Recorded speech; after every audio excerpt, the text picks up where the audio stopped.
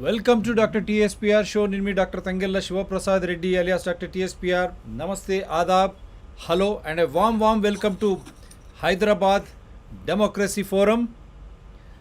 గురువులు professor K Purushottam Reddy గారు, గురుతుల్యులు పివి సుబ్బారావు గారు,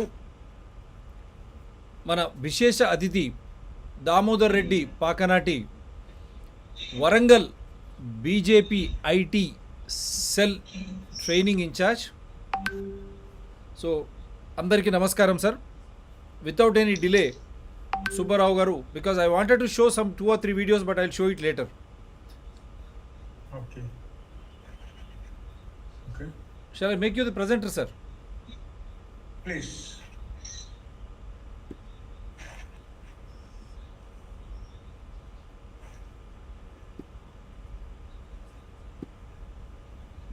Yes, sir.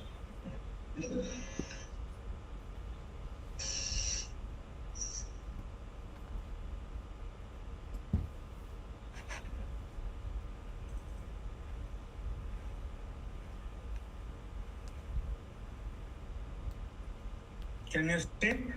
Yes, sir. Yes, perfect. Perfect, Anna. Perfect full screen చేయొచ్చు సార్ దాన్ని ఇంకా మీరు. Okay. Wonderful sir. Wonderful. Namaskaram. Good evening to everybody. Good evening to everybody. And namaste to my philosopher and a guide, Professor Purushottam Reddy Garu, and my friend and an enthusiastic change maker, Dr. Shivaprasad Reddy Garu, and another friend, Damodar Reddy, who is a well-known mentor in the human resources development and training programs. Today, we took a decision to conduct this debate and discuss this on the public policies. Last 1 week, say it's not 1 week, at least it is 5 days. June 14th, UP and Bihar experienced the turmoils, violent demonstrations, burning the public properties in the railway stations. This has all happened because Government of India announced one new scheme, and without any debate, discussion, and reviewing the whatever is introduced by Government of India, the opposition parties criticized it. The parties in the ruling, they have to take a stand to support their party. But thing is, in a democratic process, we need to discuss, debate, identify the gray areas, lacunae, and strengthen the policy. It is not that reviewing and discussions is for a mere criticism. It is for a healthy debate, which unfortunately the country is losing its serenity on this. So it's very unfortunate, why. So today what we decided is, let us discuss on reflections of people's, stakeholders, aspirations, and public policies. This public policy does not limit itself to the new scheme introduced by Government of India on Agnipath. We are making an attempt to discuss on several issues. The debate emerged out. Agnipath, once again, really I feel though it's a very sad and situation which we experienced across the country, but at the same time it reminded all the concerned citizens to look into the relevance and importance to debate on public policy. several statements came from learned people, retired people who served the country at a very important positions. But let us look into it. What are the statements that came out of it? And what is this all about it? Why we need to discuss the public policies? And I once again remind that, this is not going to be a mere lecture.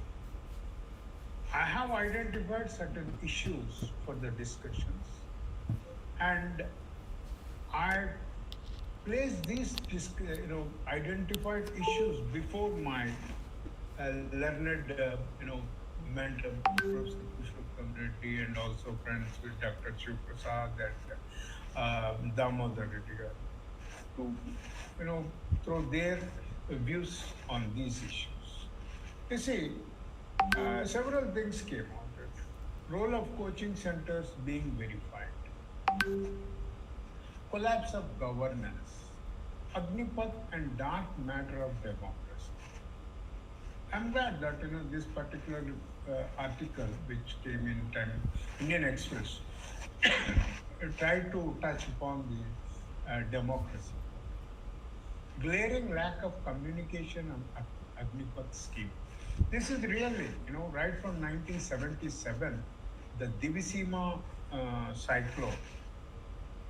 Uh, I why government announcements are lacking the credibility, much needed credibility. Uh, you know, we need to look into. And there are several policies. It's not only Agnipath, they want to roll back, and Congress party says no jobs, and Mr. Pradhan says this is the wonderful scheme, and many people are talking. It's not only about the Agnipath. I'm looking at a larger thing. What is the policy on land acquisition? Assigned land status, Kodu lands, employment, local government, environment protection and conservation. GO 111 and 69, it took a backseat. Sale of public properties.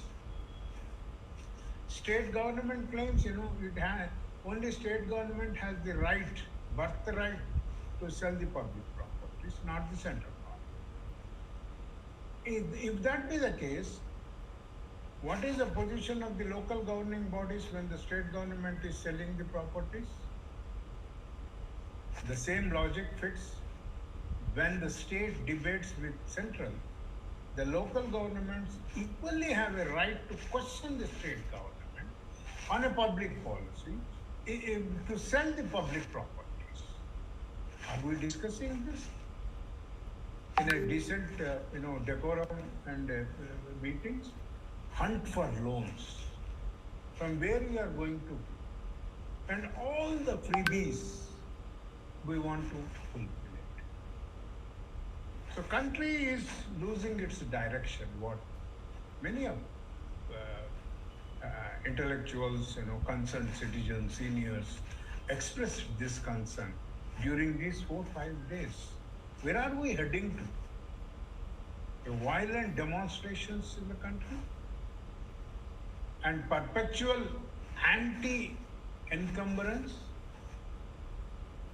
We have not come out of the psychology of the colonial rule. We still feel that we have the birthright to damage the public properties. That's a very sad situation. So, to begin with, what is public policy? Purpose and objective of public policy. Does public policy vary from one issue to the other? Relevance of integrating people's or stakeholders' aspirations? Relevance and ground realities to initiate a public policy? Does it reach the people before announcement of implementation? What is the minimum gestation period to promote awareness and sensitization? Here, I would like to.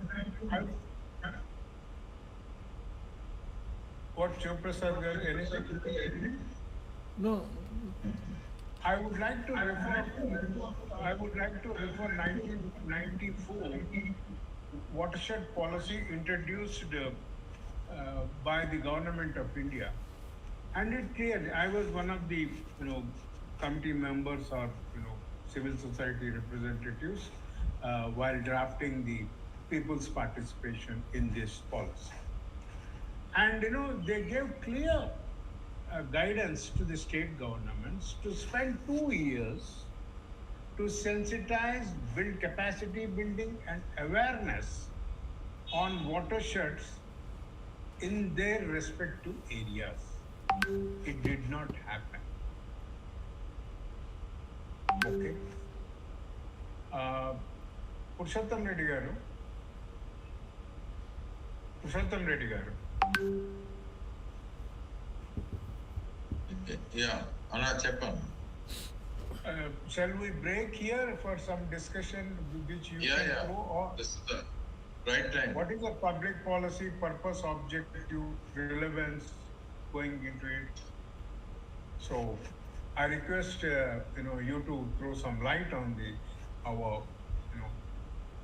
introductory statement. I wish to, as a professor in political science, I wish to place a few points at this stage. Now, what is a public policy? Any policy which is designed by the government in a democracy, whatever it may wish to initiate or prefer to be silent, even not doing anything also is a public policy, but it becomes any policy of the government. Here, I request everyone to know, particularly our audience, that these words government and public, they are used with synonym. Now, urgent call on you, just 1 second. Please carry on. Hello. Hello, Sinu. So, gestation period to promote awareness and sensitization. Dr. Shivaprasad garu, anything you would like to share? Yeah, definitely. While Professor Purushottam Reddy comes back. Definitely మీరు దాన్ని ఏదైతే classification ఇచ్చారో ప్రజలకు ఏ విధంగా ఈ విధి విధానాలు ప్రజలకు ఏ విధంగా లాభిస్తాయి అంటే ముందు ఈ విధి విధానాలు ఏంటివి ప్రజలకు సంక్షేమం కావచ్చు అభివృద్ధి కావచ్చు whether it is welfare or development or for that matter any emergency situation as we have seen during pandemic now as we have seen through violent demonstrations during Agnipath అన్న వచ్చారు సో ఆ టైంలో what is that government going to do on that particular issue how it is going to address that should government should involve the stakeholders. Who are the stakeholders? Public, right from panchayat level to the parliament level. So how do you involve them? Anna, I think Purushottam Anna has come back. Yeah, please sir. I'll just to continue. Sorry for the interruption. No. Basically, there is one wonderful book by Thomas R. Dye, D-Y-E, Thomas R. Dye. He is supposed to be a father figure as far as the subject of public policy is concerned. And it's a original textbook, very nice, easy to comprehend. So, as for Thomas R. Dye, any policy of the government, particularly in an elected democracy, and that is in a democracy, a government which comes into being by virtue of election. Here the word government, any action of the government, it amounts to public. For example, we say public property. Some people use it as government property. We say public servant. Some people talk about government servant. Actually, everything is public. In a democracy, whatever the government wishes to do, whatever the policies they initiate, that becomes public because it is for the sake of the public. Then the second book I wish to point out is there is what is known as Professor David Easton. He is a Canadian-born American professor. He worked in University of Chicago, and marvelous contribution. His book talks about David Easton is world famous for his book on systems theory. That is, he is talking about how the political system will work out. Now it's very simple. It is a triangular type. You have for a triangle, you have three dimensions. The first one that is on the left side of the triangle, you have what we call as the inputs on the triangle is the political system, and from the left side we can put any number of demands on the political system. These are known as the inputs into the political system.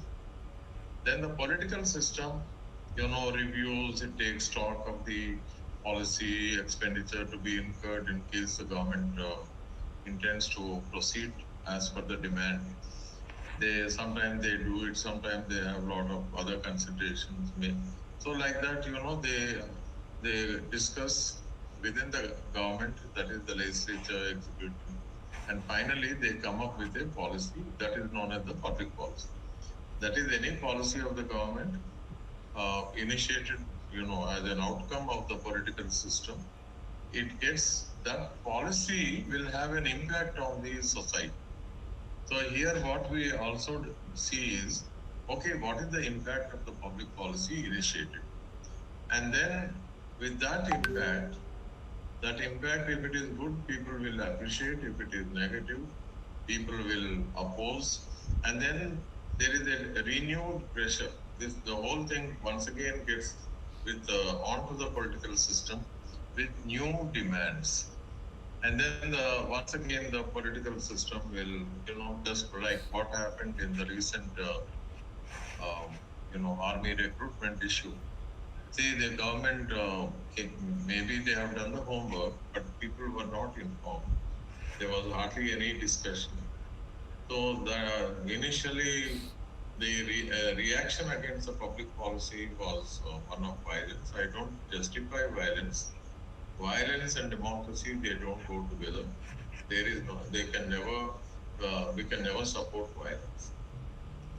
Now, as we go further, in a democracy, discussion is the most important. We call it as dialogue, discussion, dissent. These are all, various aspects, manifestations, and these are the essential ingredients of a democracy. Dialogue has to be there continuously. So once again, just to conclude this at this level, David Easton talked about authoritative allocation of values in a political system. Now here the word value, it has been interpreted to mean resources, but resources are not the only thing. The political system must definitely have certain values. These values are basic commitment to the Constitution, to what we call the basic structure of the Constitution. Certain values can never be compromised. For example, in India, democracy, people's participation, welfare of the public, and ultimately, the governments are there to fulfill the essential needs of the poorest of the poor. And governments are basically there to ensure that everybody develops as per their capacity, aspiration. So while designing a public policy, it is important that the governments take into consideration the rising aspirations of the teeming millions of people. And of course, this particular sentence I'm quoting Dr. Myron Wiener, one of the very eminent political scientists. I wish to point out, unfortunately, in countries nowadays, though they are supposed to be democratic countries, the situation is that the political system does not facilitate proper dialogue. And this we see, we don't, it's not just confined to national issues, but it is all the more, uh, you know, uh, it is so glaring in the state governments of particularly of India. You go anywhere in the world today, governments do not have that kind of tolerance. People are demanding, education levels are rising, and nobody should expect the people to wait infinitely in the queue. You know, they are in the queue, but the queue is not moving, and their problems are not getting addressed. That leads to frustration. So, issues are there. What the government should be doing is they should open up and continuously be discussing with civil society groups. Continuous, almost every day, there should be on different issues. Government. Now, here, when I talk about the government, in India, the biggest tragedy is, in spite of the fact that we have a parliament and parliamentary committees on different subjects, these committees, there is hardly any interface with the public. In America, Senate hearings are the most important thing. Most of the 90% of the activity, discussion, deliberation, finalization of bills, etc., it is done in the Senate committees or House of Representative committees. Here, committees function, but public interface is very limited. Occasionally, they may choose to meet the public, or they move out. Parliamentary meetings are held in hill stations. It is for their convenience. They should go and have discuss with the people. For example, that farmers issue. Then also there was a violent protest. Once again, I am not justifying protest. All this violence creeps in when there is mistrust between the government and the people. It can easily be, all mistrust can be given away, provided the government has the patience and on its behalf, the members of parliament and concerns people, they have to continuously. For example, we have so many universities, nearly 1,000 universities in this country. But where is what's happening? Where is the big debate? So this is the problem. Public policy has to be in public interest. But unfortunately, in most of the countries today, it is in the interest of the corporate. And the corporates are dictating terms. Yeah. Thank you, Professor Purushottam Reddy garu. We have, I'm sorry I didn't tell you, No, but no, I'm, no. there are six, slides, with identified issues. Yes. And I thank that, you could throw adequate light on the introduction on public policy and importance of the relevance of the peoples integrating into this. And we will look into it and, okay, get back one after the other. Yeah. Our objective and aim to stimulate a thought process on public policies and review its relevance to integrate people's needs and aspirations to match nations' goals. Am I clear, sir? Purushottam Reddy garu. Perfect. So I would like to give an example on, you see, today Sadhguru is going around the world, globe, on soil conservation. If you remember, in our 1990 book, we came up with the value of soil. Yes. Okay? Yes. Say 1 ton of soil loss is equivalent to 10 tons of the food grain. Yeah. And soil conservation program started after the first 5-year plan. And why I'm saying people's needs to match with nation's goal. In this soil conservation, nation goal is to increase the agricultural output. Farmers' need is to improve his own small, production capacity. Unless and until these two things, go well, gets well blended, you cannot, you know, meet the nation's goals. It never happened. Still we are struggling on soil conservation, convincing the farmers and meeting the nation's goals.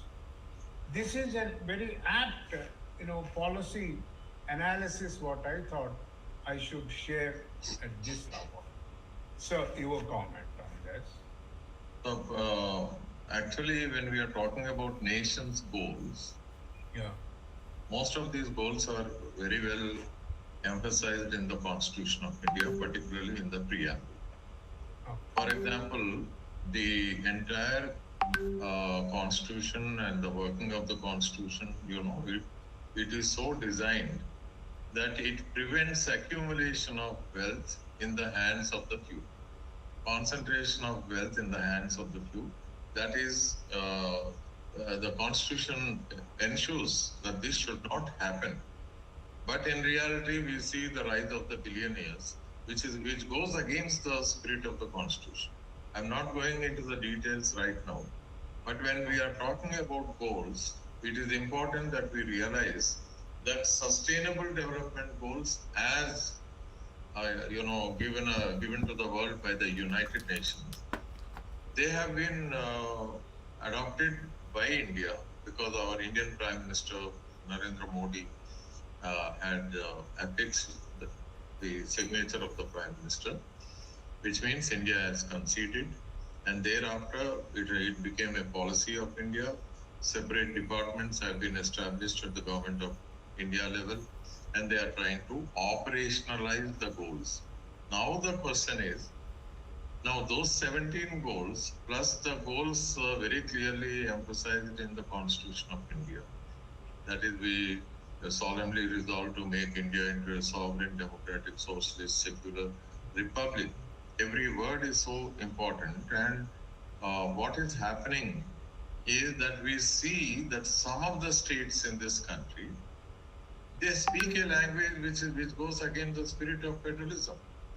They are talking as if they are a separate nation outside India, and they are trying to whip emotions against whatever the center tries to do. The question is, political parties may differ on uh, public policies. For example, if the central government comes up with a particular policy and the state political party has a different opinion, yes, they can, in a democratic manner, they can highlight what they agree or what they don't agree. But instead of that, they are stooping too low and trying to whip up the emotions against the central government. That is wrong. In fact, in other countries, it is a big crime. Nobody has a business to break this country. It is after centuries that we could become a nation. And we have our goals with the rising aspirations of the people of this country. They are very important, and we have to organize development as realizing the goals at the same time, taking care of particularly democracy and protecting the environment and ecology of this country, because we are not the last generation to live on this planet Earth. Particularly, we have life has to continue, and therefore we need to organize development with responsibility. Thanks, Professor Purushottam Reddy garu. And we move ahead, looking into, how how many policies have integrated, uh, the people's needs and aspirations to match the nation's goals and all. And for our further discussion, I just came out with a triangular relation. You see, nation, it has its own requirements, what kind of human resources it needs to meet the goal, targets, and all. And at the same time, stakeholders, they also have needs and aspirations. Somebody wants to join, uh, maybe because of his low economic status, he may join at a class 3 level and may go through departmental examinations, he may get the promotions. And that is, he is matching to tailor-made his needs and the aspirations design and implementation strategies. This is all nothing but what at the World Bank level and international level they talk structural changes. One is, how do we, you know, nurture the human resources development? We have umpteen number of state training institutions, central training institutions, regional training institutions. But to what level? Are they catering to the needs of the unemployed youth? Or are they spending simply on the already employed officers? And the second aspect on the right side is the financial implications. How do you take care of the whole thing and balance and sustain the operational mechanism of the country to reach the goal in a sustainable manner? Is there any mechanism of reviewing the efficiency of the institutions which government of India establishes, or even for that matter, the private institutions which are coming up like a mushroom growth in this country? Are there any adsticks for the human resources development? No. A fellow who joins the government, at one level, retires happily without any capacity building. Then how do we look into this? And I request all the three, particularly Professor Purushottam Reddy, to comment on this triangular relation. We have 3 more slides to follow. Yes, I won't take much time, but it's very important. When we are talking about human resource development, believe me, friends, I have gone very deep into the national education policy. It is very modern, designed by Dr. Kasturi Rangan, and that has been approved by the government of India. But unfortunately, state governments are not cooperating, and thereby they are depriving the students of their respective states of the opportunity to be on par with the rest of the world. This is one aspect. Secondly, I noticed that there is a tremendous mismatch, and here I blame both the central government and the state governments. The way they appoint vice chancellors, or take for example Telangana, and look at the because we are talking HRD, human resource development. Look at our public universities. They are deprived of grants. They are deprived of even teacher jobs. Osmania University, which once had 1,500 university teachers, today is functioning or limping, with only 400 permanent teachers. The remaining are all there on contract. I mean, this kind of approach to the highest centers of higher education, and these are all public institutions where the poorest of the poor go there. They go there to get education, but they don't get the quality education because these universities do not have the needed faculty. And then there is another point.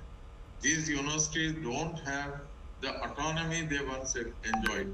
Today, there is not a single university in Telangana which can boast of the kind of autonomy Osmania University once enjoyed. We only have executive councils, and the executive council consists of the VC and 3 IAS officers. There is not a distinguished, expert in education. Public figures are not there. Public representatives are not there. It's a public institution, and everything is decided by 3 bureaucrats and 1 vice chancellor. This is not the way to run universities.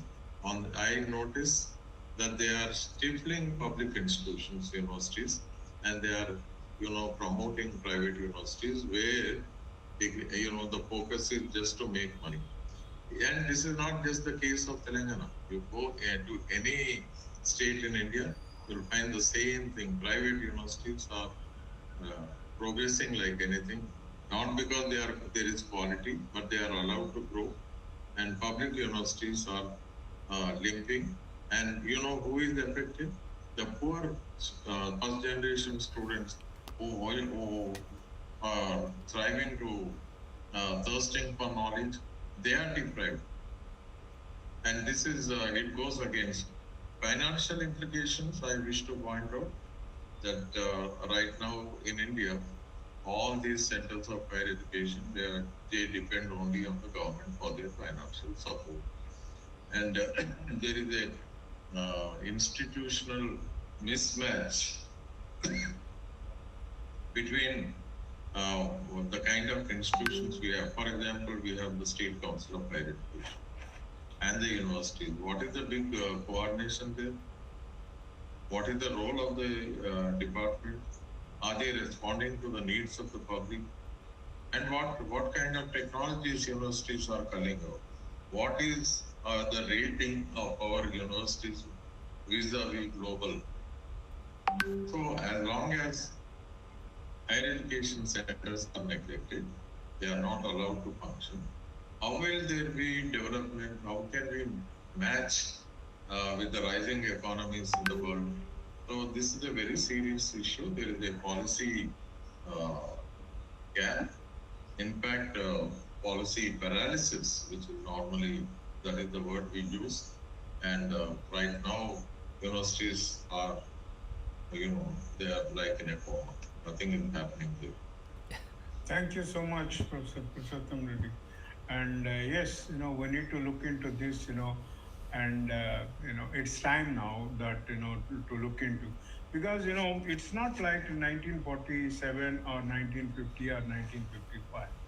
Today you have a good number of people, even the retired people, engineers, scientists, policymakers, social scientists, anyone in the civil society. It's time for the government to understand. It's not like in 1950s you introduce a policy and then go on with HRD. Whereas the assessment of HRD happened in state-wise and within the state district-wise and within the district mandal-wise, no. So we need to look into this. Thank you, sir. Issues emerged since 15th June 2022. So I call your attention on these issues. Whatever we were talking, we would like to look in a public policy perspective. It's not that somebody stated or some newspaper came out or some electronic media. The violent demonstrations, heavy financial loss to public property. It happened. Orchestrated violence, involvement of anti-social elements, loss of life, threatened human life, failure of intelligence, okay, and probably involvement of the training institutes. Here I would like to comment is, you see, whenever we anticipate such, and 14th June it happened in UP and PR. And why, Hyderabad is a sensitive zone for the intelligence department. Why, they have failed to, track this? And, 450 youths, I'm told, and I read in the newspapers that, they traveled from Narsapur or Prakasham to Hyderabad. So much number traveling. Not even a doubt emerged among the police sector. I'm wondering this. And whenever in the recent farmers, demonstrations and all, we also, witnessed the violence there, and we also, try to identify the anti-social elements involvement there. But why in Hyderabad it was missing? You see, it is only the aspirants are only 1,500, but the demonstrators they, police claim that it is 5,000. How come? Okay. This is a big failure. Involvement of the training institute. This is what I would like to, emphasize. You see, the entire education system has become a business. It all started with, mushroom growth of engineering colleges and creating robots to study either engineering or medicine to get out of this country. And government itself promoted all these private sector things. So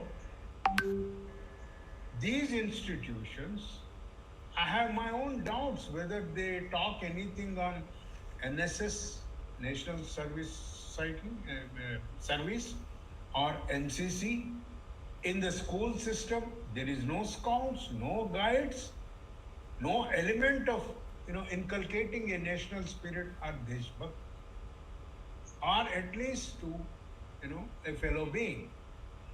They are all mechanical, materialistic training institutes. Probably their involvement, and I think the intelligence department should confirm this.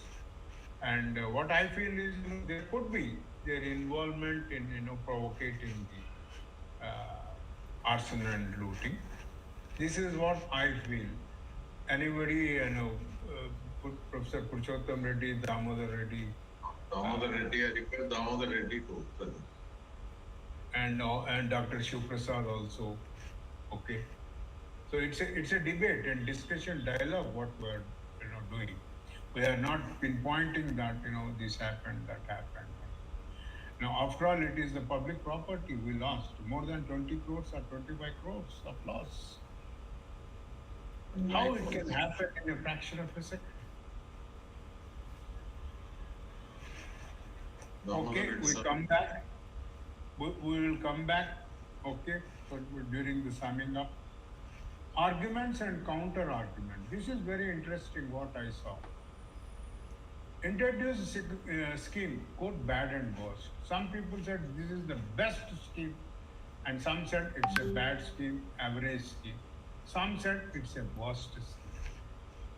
Is there any time for the stakeholder to understand what is good, what is bad, and what is worst, and how we can match it? We are only talking, analyzing, it's a postmortem. We are not doing any biopsy, it's a postmortem. No discussion, debate, prior and post announcement. Why even the political parties, they only go for some kind of dharnas against the ruling parties and, start doing it. And why they are not doing it to the same dharnas on several other public policies introduced by the state government? And another interesting thing what I saw is efficiency and technology is much needed in armed forces, not the manpower. What is the status of other government departments? I know it. When the computers were introduced, crores of rupees worth computers were purchased by the secretariat so that, their section officers and others will, start working on it. You believe it or not, all these computers were dumped in the store. It takes time to adopt a technology, improve the efficiency, and mainstreaming into the working system. It never happened overnight. Even the hunt master in the circus, to tame the lion or the tiger, it might have taken some years to him. And some said it's an opportunity for multiple skill learning, capacity building in just 4 years. I say it's a degraded education system. Do we need armed services for building skill development in this country? is there any assessment of the amount of money government of India, state governments were spending on the skill development incubation centers? Is there any report on this? No. Suddenly what we felt is, in army we can develop the skill and, push them out. Why you need an army to do this? The existing skill development centers are good enough. Efficiency and technology also.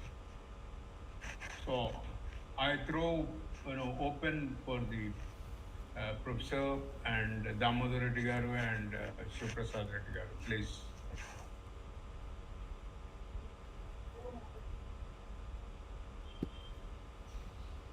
Yeah, I would like to show just two Or videos. shall I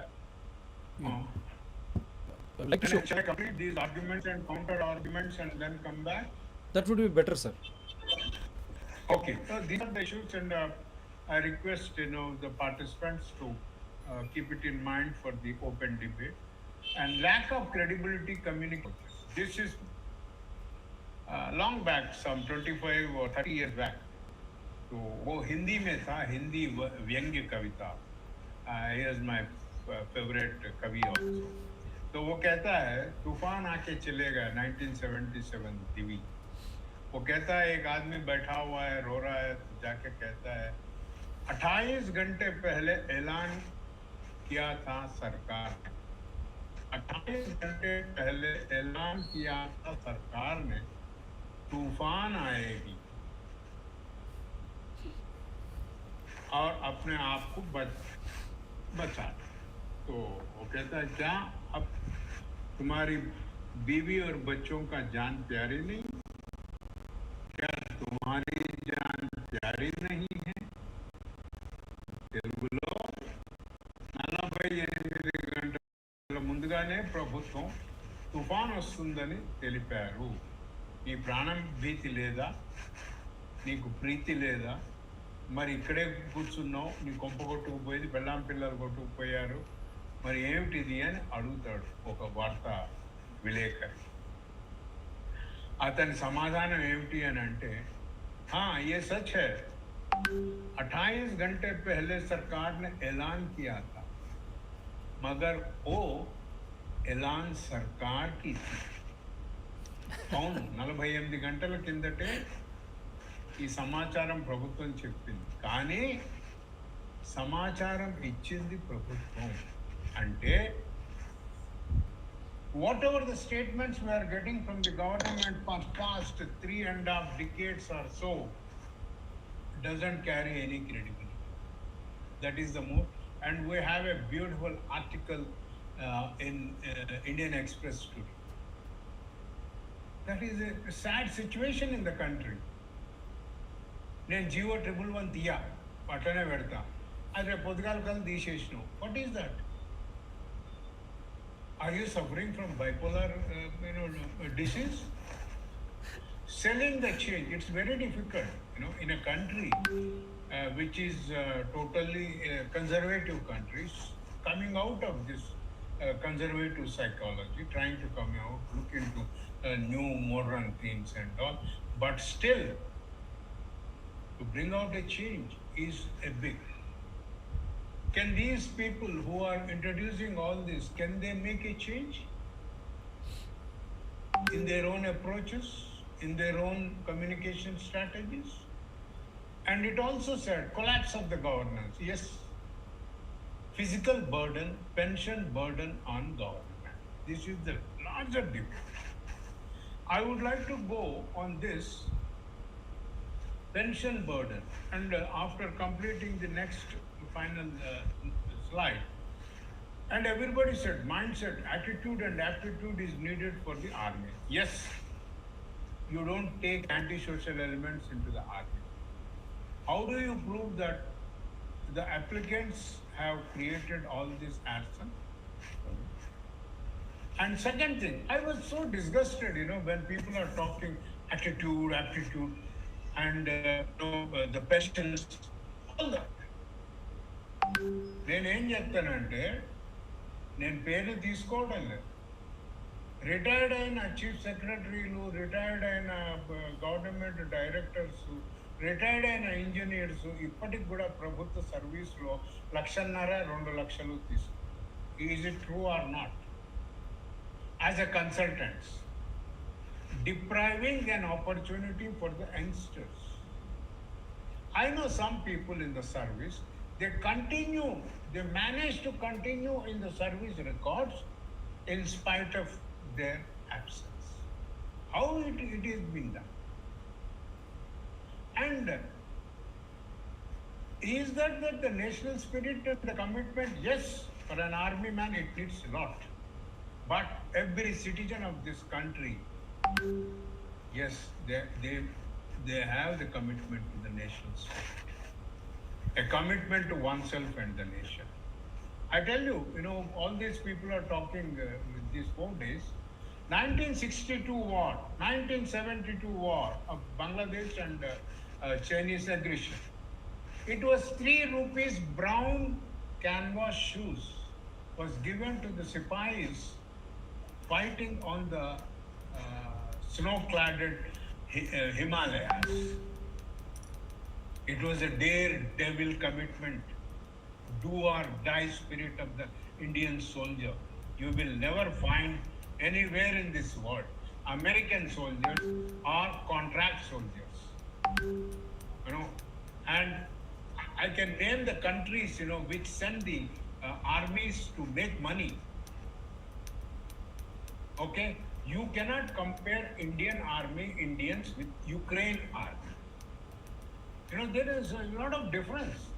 And the second thing is, when we come to the employment, out of 113 crores, we have more than 45% of the people below poverty line, and 10th class holders, 10th failed. And some people were telling that, in spite of having an opportunity to go abroad, I stick to the army. Yes, everybody wants to. Even I tried. My entire batch tried. When we completed our masters from Roorkee University, and we were told the remote sensing people, trained people, will be an asset to the army. And you know what? We received a rejection letter stating that your qualification doesn't fit into it. You are not BSc honors. You see, the guys who take the employment in the army also, a typical clergy guys. So many people do get disappointed because in spite of their eligibility and aptitude and the attitude, they could not get into the army. So these were the issues, what we are looking at. But the issue, when it comes to lowest cadre of in the army, you see, you have to salute it. In a bitter climatic conditions, adverse conditions, do or die mentality, they work there. You see, this motivation comes from their seniors, from their own family and the community. We do find in upland areas of East Godavari and West Godavari, and also from the Prakasham district. It's not only north. And Tamili, we have the Madras regiment. What are we talking about? When we are talking about the pension burden, you see, it's time for us to look into a policy, how the government is spending. You see, when I joined, the things have already changed. In the 80s, I was told by one of my seniors that as long as you are in the service, you get active pension. The moment you are retired, you get passive pension. This was the attitude inculcated by the government, but I blame the political system. They have totally spoiled this country. So we need to look into it. I say, my question to most of the, the philosophers, who enjoyed the fruits of the cream of the democracy and all. Several retired, senior bureaucrats, why they are enjoying the consultancy salary from the state government? Can't they sacrifice it for the poor of this country? We did not go selling the lands. Why the politicians are not asking the government? They say, I appreciate Modi when he said, sacrifice your your subsidy for the gas. Yes, मैं आज भी कहता हूं महोदय प्रधानमंत्री से निकाल दो दूसरा जो पेंशन आप दे रहे हैं। बहुत सारे एडमिनिस्ट्रेटर्स ऐसे हैं जो अपने खुद का पेंशन खा रहे हैं और पॉलिटिक्स में आकर के पॉलिटिकल का भी शाहिद ले रहे हैं। इसका तो कोई व्हाइट पेपर होना चाहिए इस देश में। ये डबल पेंशन कौन ले रहे हैं? दूसरी बात है, 35 साल सरकार में काम करने के बाद they might have created a comfortable life for them and as well as for their children, and most of their children are in USA and abroad.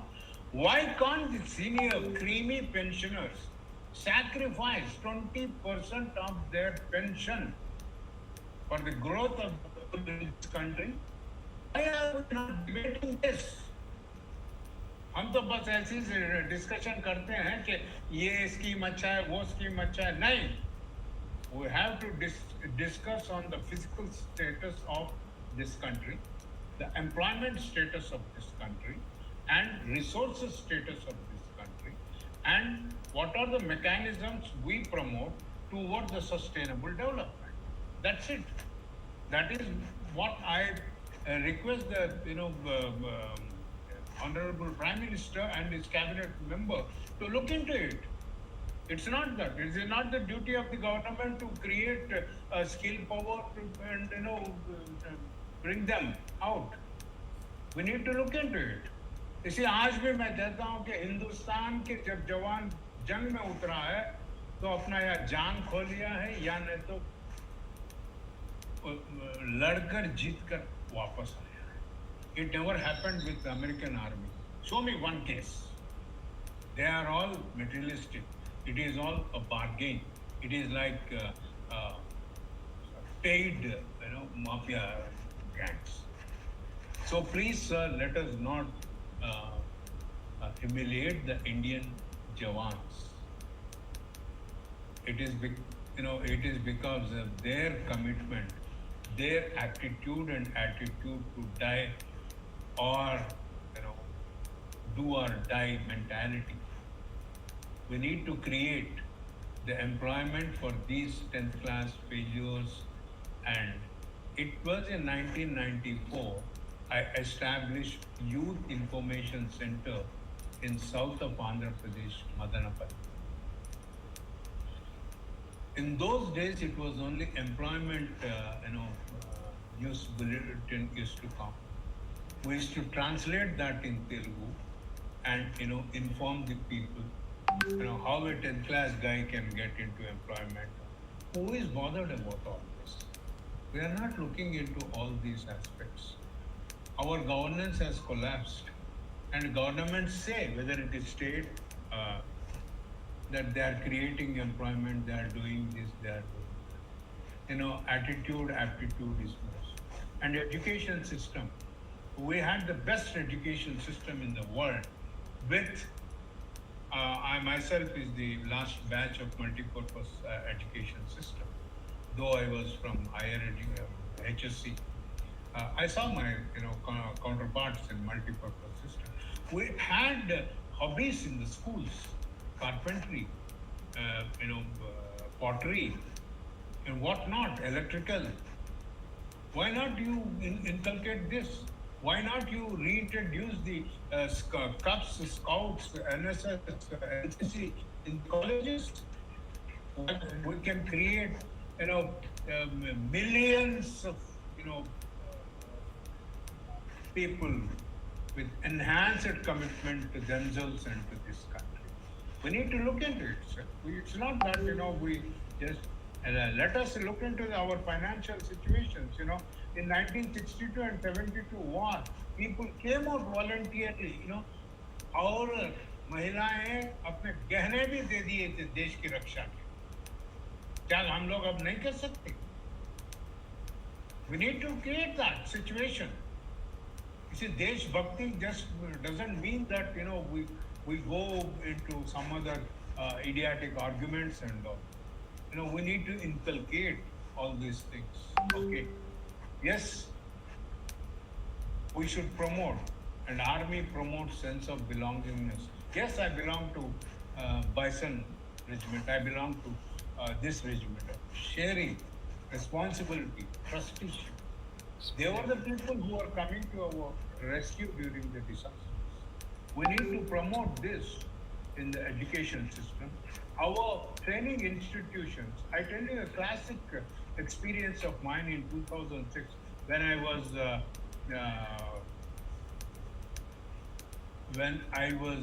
actually um,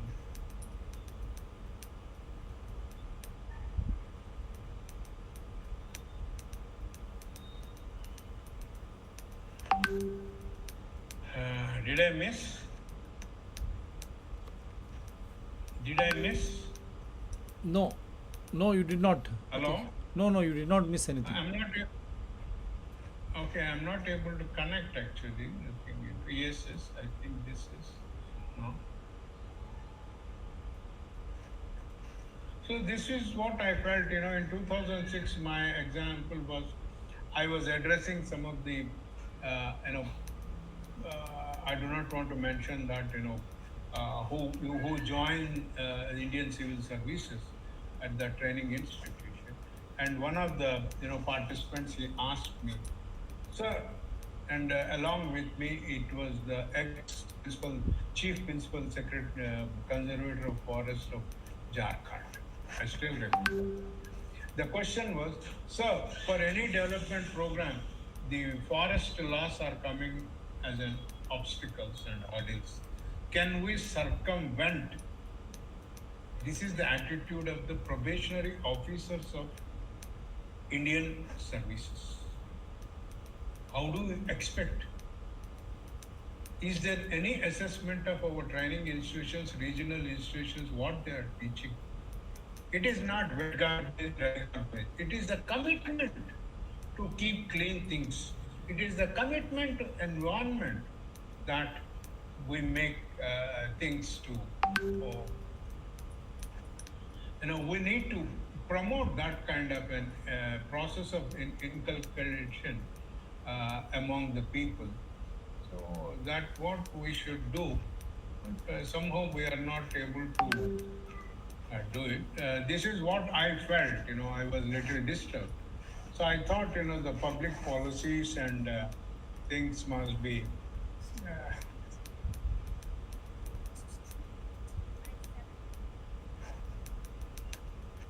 Oh, thank you so much.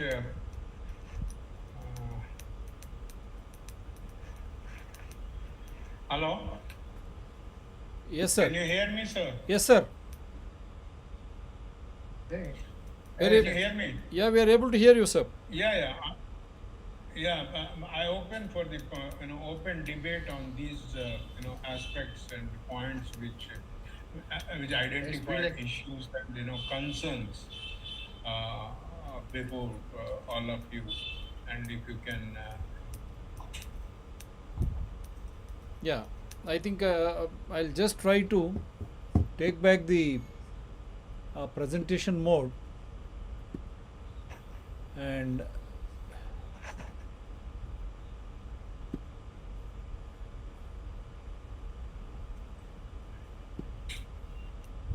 I'll just try to show you two videos, just 3 to 4 minutes to sum up, so that you can discuss it more and more. Why this type of chaotic situation prevails on every issue in India, or for that matter you can take developing countries.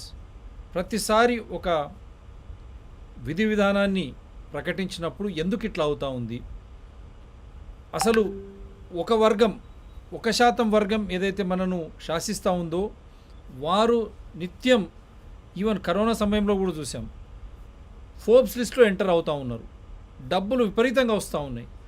మిగతా మీరు అన్నట్టు 60-70% ప్రజలకు ఎప్పుడు ఇబ్బందులే, తీవ్రమైనటువంటి ఇబ్బందులు. ఎందుకు? దాని మీద I just try to show you another gentleman who was part of the government till recently. what he has to say.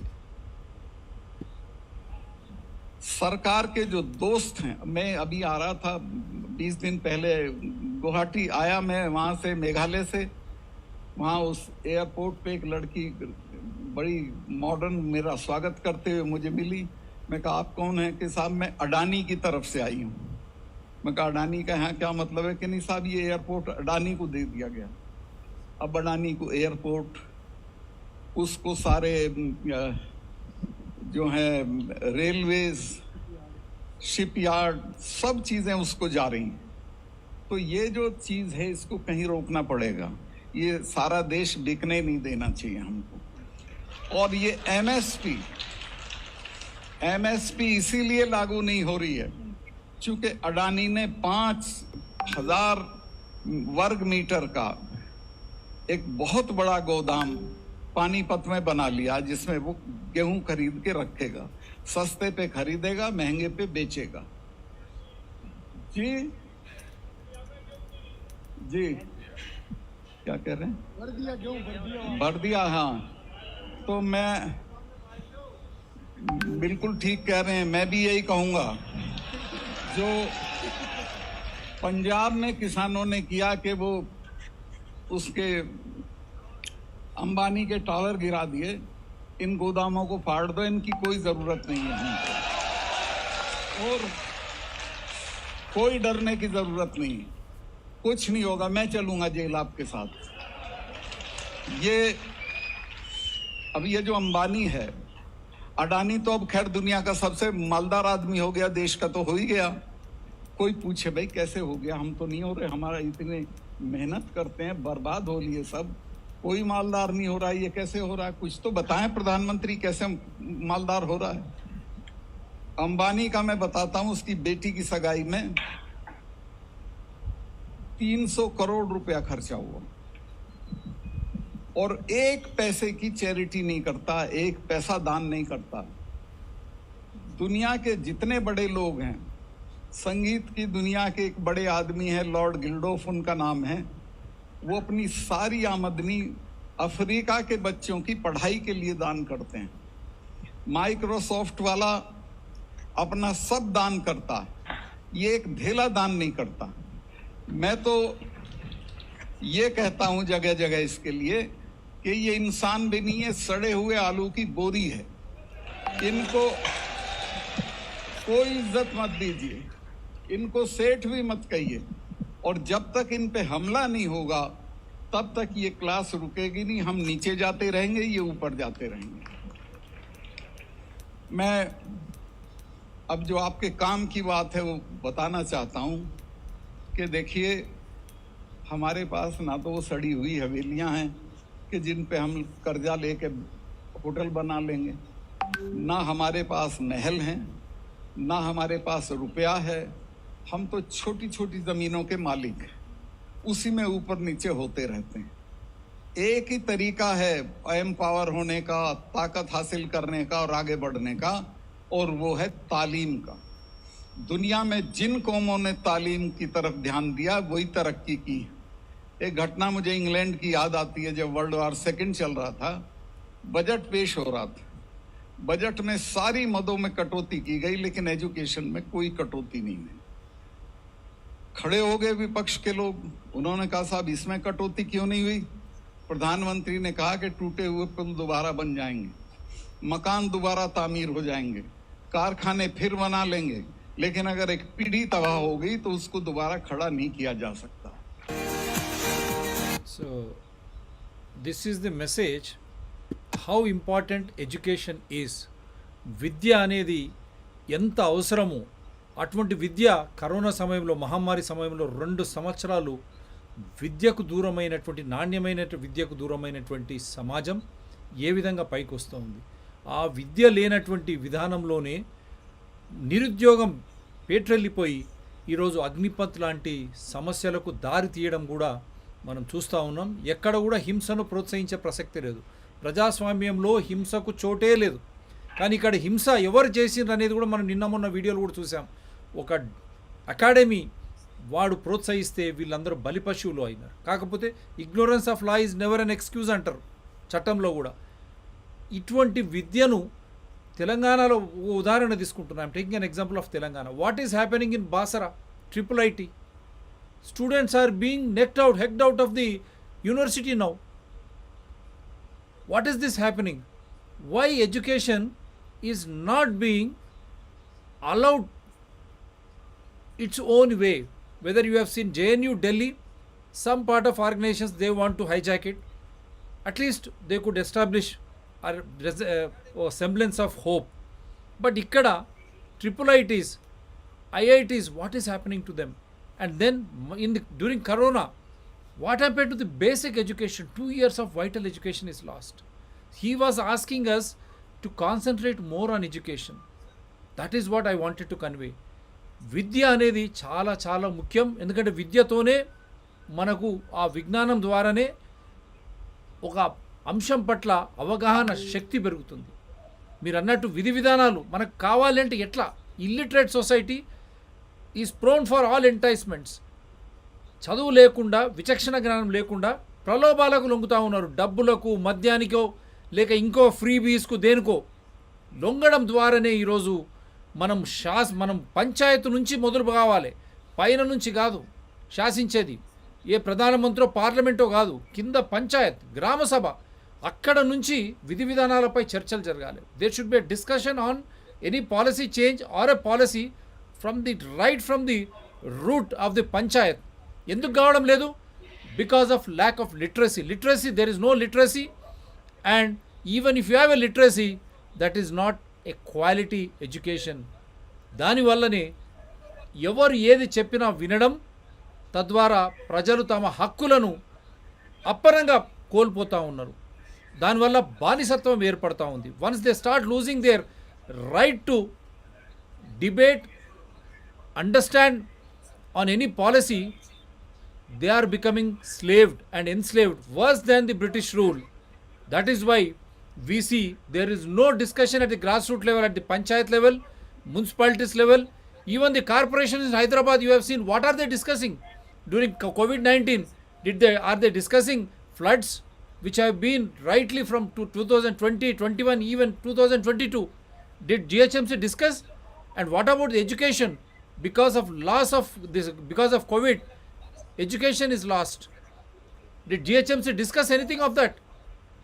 Bad roads, electricity, no basic amenities are discussed at that level, nor they allow people to be part of it. Ward level lo they have members like panchayat.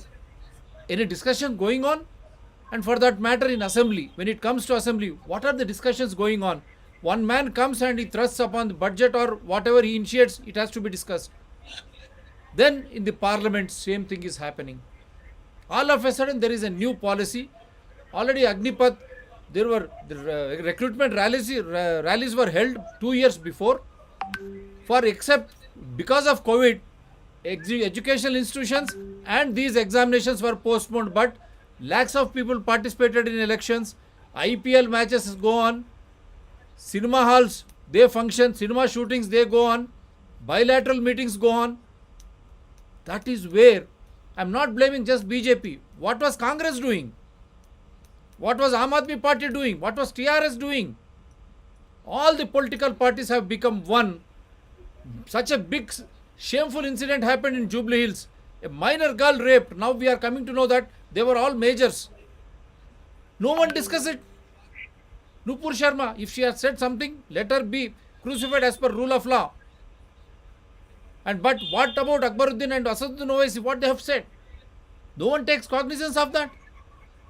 And what happened to that minor girl? And so many drug incidents. Now I'm in Warangal, we are going to do a show tomorrow. Dharmasagar Mandal, a youth, Muralidhar Reddy, who was trying to protest drug handlers and sand mafia, he has been killed brutally. There's his body, he was brought to NIMS. From there he shifted to Gandhi Hospital. Negligently he died. There was a big dharna on the Warangal highway. What is this happening to Telangana and India? That is why I wanted to show you how education is more important. And education should be quality education without any discrimination. Whether it is Prime Minister's son or a peon's son, they should get only one type of education only. Then the system will change. People would start thinking on the same lines. ప్రధానమంత్రి నుంచి ఒక peon వరకు అదే రకమైనటువంటి విద్యగాన అభ్యసించగలిగితే ఒక్కో రకమైన ఆలోచన మన సహజ వనరులు మన మానవ వనరులతో కలిపి సంక్షేమంగా అభివృద్ధి పారదర్శకంగా జవాబుదారితనంతో జరిగినప్పుడే సమగ్రమైన అభివృద్ధి అన్ని ఫలాలు అందరికీ చెందుతాం అనేది నా విన్నపం. ఇంకొక చిన్న ఈ వీడియో. सो प्लीज अंडरस्टैंड, वो कहते हैं जिंदगी को जीना आसान नहीं होता, जिंदगी को जीना आसान बनाना पड़ता है. कैसे? कुछ सब्र करके, कुछ बर्दाश्त करके और बहुत कुछ नजरअंदाज करके. Understand it. So don't ever think कि my way is highway. Don't ever think that. Be humble. In my view, humility is the strongest characteristic in a human being. So, याद रखना इस बात को, कुछ सब्र करके, कुछ बर्दाश्त करके और बहुत कुछ नजरअंदाज करके. This is what I wanted to convey. हम नज़रअंदाज करते हैं ताकि we will have equality in education, and whether it is natural resources or equal distribution of wealth, only then a country, a state or a country will thrive and survive. And then because of pandemic, so much of unemployment everywhere. Yes sir, please go ahead.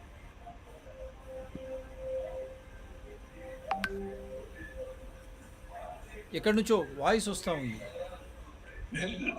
Sivaprasad Reddy గారు వినబడుతుందా? Hello hello వినపడుతుంది sir, వినపడుతుంది, ప్రసాద్ రెడ్డి గారు వినపడుతుంది. అదే దామోదర్ రెడ్డి గారును పురుషోత్తం రెడ్డి గారు వాళ్ళ opinions కానీ వాళ్ళ సలహాలు కానీ అందించగలిగి, ఎందుకంటే ఇది లార్జర్ డిబేట్. నేనేమనుకుంటాను అని అంటే we need to continue the debate on the financial aspects. How country only knows when there is a budget, but how they are spending, how much loan they are getting, why they are getting, where they are spending, nobody knows. Mystery. And how they are overnight, government, whether it is state or central, says, it can create yes, they have the power to create the employment. Sustaining the employment is much more vital and important. That is most important. Please, I request Mr. Damodar Reddy Garu and Professor Purushottam Reddy Garu to, sum up this. Thank you. Sir, thank you for the opportunity, sir. వినపడుతుంది కదా sir?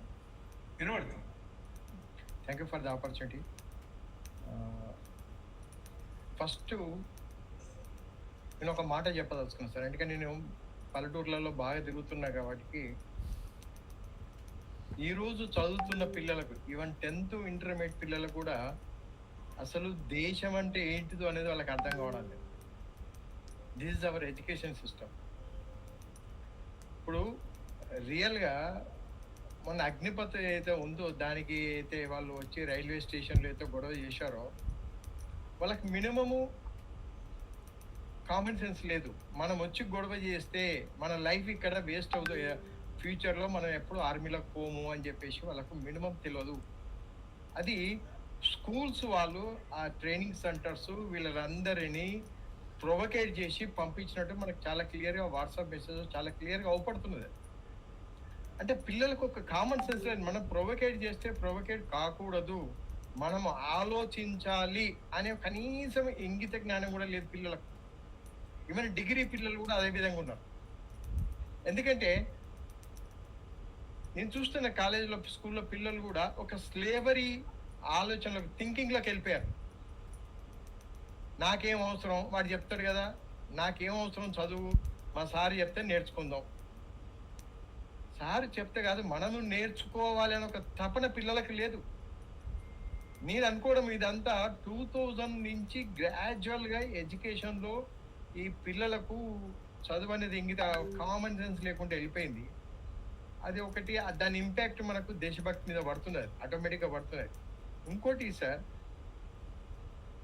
ఒక ఎడ్యుకేషన్కు ఎవరు ఉండాలి? ఎడ్యుకేషన్లో expertised persons education minister ఉండాలి. ఆ state కానీ central కానీ ఎక్కడ కానీ. ఒక స్టేటే తీసుకుందాం, సబితా ఇంద్రారెడ్డి గారు ఎడ్యుకేషన్ మినిస్టర్. ఆమె ఏం చదువుకున్నది? ఆమె ఏం చెప్పగలుగుతుంది? పిల్లలకు IIITలో వాళ్ళు స్ట్రైక్ చేస్తుంటే వాళ్ళ ప్రాబ్లమ్స్ చెప్తుంటే సిల్లీ ఫెలోస్ అని ఒక కామెంట్ పెట్టింది. What is the meaning of silly fellows? అసలు మినిమం కామన్ సెన్స్ ఉందా ఆమెకు? ఎడ్యుకేషన్ మినిస్టర్ ఉండి వారికి 5 రోజులు అయింది, 6 రోజులు అయింది, పోయి కనీసం వాళ్ళ పిల్లల దగ్గర కూర్చొని మాట్లాడి వాళ్ళ ప్రాబ్లమ్స్ ఏంటిది, మళ్ళీ ఇమ్మీడియట్ ఒక సీఎం దగ్గర చీఫ్ మినిస్టర్ దగ్గర పోయి మళ్ళీ మాట్లాడి ఆ ప్రాబ్లమ్ సాల్వ్ చేద్దాం ఒక ఆలోచన లేని మినిస్టర్ మనకు. అది దరిద్రం ఏంటంటే స్టేట్ గవర్నమెంట్లో ఉన్న ఎడ్యుకేషన్,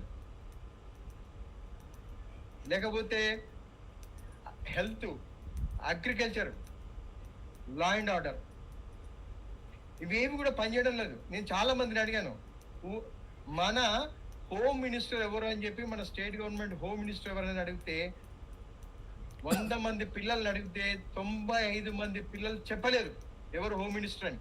ఈవెన్ 10th క్లాస్ పిల్లలు కానీ, 9th క్లాస్ పిల్లలు కానీ, 8th క్లాస్ పిల్లలు కానీ, కొంత ఇంటర్మీడియట్ పిల్లల్ని అడిగితే వాళ్ళు చెప్పలేకపోతున్నారు ఎవరు మన హోమ్ మినిస్టర్ అంటే వాళ్ళకి తెలియదు.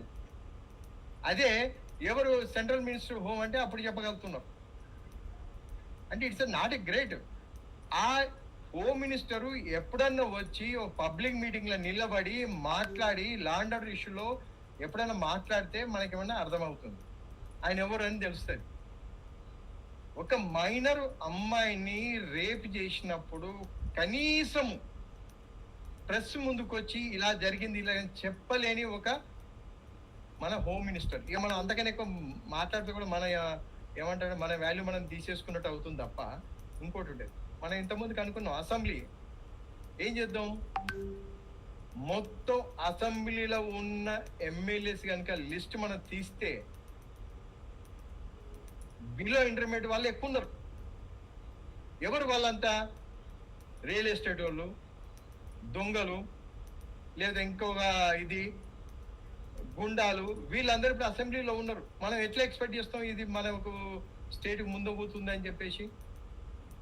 ఏ ఎమ్మెల్యే మీద తీసుకున్నా 5 కేసులు, 3 కేసులు, 4 కేసులు, క్రిమినల్ కేసులు ఉన్నాయి వాళ్ళ మీద. వాళ్ళు ఏం లా మేకింగ్ చేయగలుగుతారు మనకు? సపోజ్ మీకు ఎగ్జాంపుల్, మనకు జీవో నెంబరు 80A వరంగల్లో ల్యాండ్ పూలింగ్ ఎన్ని ఎకరాలు? దాదాపు 21,510 ఎకరాలు చేయాలని 27 విలేజ్లలో ల్యాండ్ పూలింగ్ చేయాలని ఒక జీవో ఇష్యూ చేశారు. ప్రజలు తిరగబడ్డారు. ప్రజలకు చెప్పా, అరే బాబు ముందు ఆ జీవో ఇష్యూ ముందు మీ గ్రామ సచివాలయం రావాలి, మీ యొక్క అప్రూవల్ కావాలి, గ్రామ సచివాలయం అప్రూవల్ తీసుకుంటే తప్ప ఆ ల్యాండ్ వాళ్ళు తీసుకోలేరు, దానికి పబ్లిక్ హియరింగ్ ఉండాలి అని చెప్పాను. ప్రజలు వినిపించుకోవడం లేదు.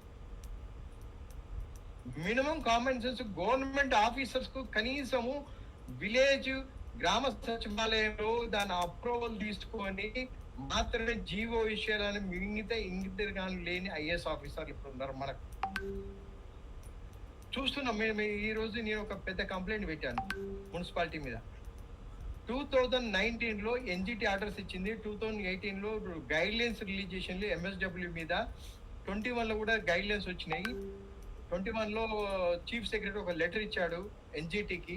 ఈవెన్ దో ఇక్కడ సాలిడ్ వేస్ట్ ను తగలబెడుతున్నారు, దాంట్లో కాళ్ళు, చేతులు, బ్లడ్, ఇంకా ఏమేమో అవయవాలన్నీ రావడము. అక్కడ కుక్కలను కనుక మనం చూస్తే భయపడి కారు కూడా దిగలేము మనం. అది అక్కడ పరిస్థితి దారుణంగా ఉంది. నాకు తెలిసినంత వరకు అక్కడ ఉన్న ప్రతి కుక్కకు ర్యాబిస్ ఉంది, అందులో డౌట్ లేదు. అంటే అక్కడ వాళ్ళు చెప్పిన దాన్ని బట్టి దాదాపు ఒక 100 మందిని ఇప్పుడు కుక్కలు గరిచినాయి అని చెప్పేసి అక్కడ ఒకటే చెప్పాడు. ఆడికి పోతే పెద్ద కట్టె పట్టుకొని 4-5 పోతేనే ఆ చెత్త కుప్పలలో పోండి, లేదా పోకండి, కారు దిగకండి అని చెప్పారు. ఇది మన పరిస్థితి. ఇంకోటి మనం double pensions, double salaries, state గవర్నమెంట్లో రిటైర్ అయిన రాజీవ్ శర్మ కానీ, ఆ ఫారెస్ట్ డిపార్ట్మెంట్ ఉంది, ఆమె పేరు మేబీ వాణి ఉంటుంది, కాను పోలీసు డీజీపీ అతను ఉండేది. ఇటువంటి వాళ్ళు 40 మంది ఆఫీసర్లు రిటైర్ అయ్యి మళ్ళీ కన్సల్టెంట్స్గా వచ్చేసి, అడ్వైజర్గా వచ్చేసి 1,00,000 నుంచి 3 లక్షలు 4 లక్షల వరకు జీతాలు తీసుకుంటున్నారు. ఫన్నీ ఇష్యూ ఏంటిదంటే వాళ్ళు పెన్షన్ కూడా తీసుకుంటున్నారు, with perks, with car, with driver. రియల్గా వాళ్ళకి దేశం మీద, రాష్ట్రం మీద కానీ ఒక ప్రాంతం మీద ప్రేమ ఉంటే, భక్తి ఉంటే వాళ్ళు ఫ్రీ సర్వీస్ చేయాలి. 30 ఏళ్ళు 40 ఏళ్ళు గవర్నమెంట్ దగ్గర మనం దొబ్బి తిన్నాము కనీసం. ఎందుకంటే లాంగ్వేజ్ వాళ్ళ లెవెల్కి పోవాలని చెప్పి వాళ్ళకి అంటాలి. వాళ్ళకి కొంచెం ఒక చిన్న పిన్నిస్ గుచ్చినట్టు ఉండాలి, సిగ్గుండాలి వాళ్ళకు. జీతం మళ్ళీ కన్సల్టెన్సీ ఫీజు తీసుకుంటారు, పర్క్స్ తీసుకుంటారు, కార్ కావాలి, డ్రైవర్ కావాలి, 2 సెక్యూరిటీలు కావాలి. దేనికోసం? వన్స్ ఈ పర్సన్ రిటైర్డ్ పర్సన్ వాళ్ళ భార్య పిల్లలు వాళ్ళతోటి వాళ్ళు సరదాగా ఉండవలసిన అవసరం ఉంది అక్కడ, ఆ ఫ్యామిలీ అవసరం ఉంది. అది వదిలేసి వచ్చే జనరేషన్ను వాళ్ళను ఏమంటారు దాన్ని అంటే తొక్కేస్తూ వీళ్ళు అక్కడ కూర్చోవాల్సిన అవసరం ఉన్నది స్టేట్ గవర్నమెంట్లో. అలా 40 మంది ఆఫీసర్లు దాదాపు ఉన్నారు ఇక్కడ. దాని ఫ్రస్ట్రేషన్ ఎంత ఉంటుంది? ఒక చీఫ్ సెక్రటరీ మీద 290 క్రిమినల్ కేసులు ఉన్నాయి. తెలంగాణ చీఫ్ మినిస్టర్ 290 క్రిమినల్ కేసులు ఉన్నాయి. గవర్నమెంట్కి ఎటువంటి చీమ తున్నపోతే వర్షం పడ్డట్టు. ఎన్ని జడ్జిమెంట్స్ వచ్చాయి మనకి హైకోర్టు మీద గవర్నమెంట్ వ్యతిరేకంగా చేయమని చెప్పేసి. ఇవన్న కోవిడ్ ఇష్యూలో కూడా మనకి ఎన్నో వచ్చాయి. వాళ్ళు చేశారా? చేయరు. అంటే నేను సెంట్రల్ ఏదో చాలా గ్రేట్ అని చెప్పడం లేదు. మనం ఇప్పుడు స్టేట్ లైక్ గురించి మాట్లాడుతున్నాం కాబట్టి సెంట్రల్ ఇష్యూ వచ్చినప్పుడు సెంట్రల్ ఇష్యూ మాట్లాడతాం, స్టేట్ ఇష్యూ వచ్చినప్పుడు ఇది ఉంటుంది. సెకండ్, అగ్నిపత్ అనేది కొంచెం ముందు తొందరపడ్డారేమో నాకు తెలిసి, కానీ దిస్ ఎ బ్యూటిఫుల్ స్కీమ్ అది. ఎందుకంటే మన దగ్గర ఉన్నది 15 లక్షల సైనికులు, అందులో ఇది కాక ఒక 10 లక్షల సార్లు రిజర్వ్ పోలీసు ఉంటారు. అంటే సిఆర్పిఎఫ్ అని, రిజర్వ్ పోలీసు అని వీళ్ళందరూ ఉంటారు. ఇక్కడ ఇప్పుడు ప్రపంచంలో మారుతున్న సిస్టమ్లు ఏంటిదంటే క్వాంటిటీ ఆఫ్ సోల్జర్స్ కాదు మనకు కావాల్సింది, quality of soldiers important. Young people అవసరము. ఎందుకంటే వచ్చే టెక్నాలజీని అబ్జర్వ్ చేసుకోవడానికి కొత్త పర్సన్స్, కొత్త వాళ్ళు వస్తే ఈ టెక్నాలజీ మనం తొందరగా వాళ్ళు అబ్జర్వ్ చేసుకొని వారు ఏదైనా ఇష్యూస్ ఉంటే వాళ్ళు జాగా ఫైట్ చేయగలుగుతారన్న ఒక ఉద్దేశంతో అన్ని కంట్రీస్లలో ఇంక్లూడింగ్ ముస్లిం కంట్రీస్లలో కూడా ఉంది.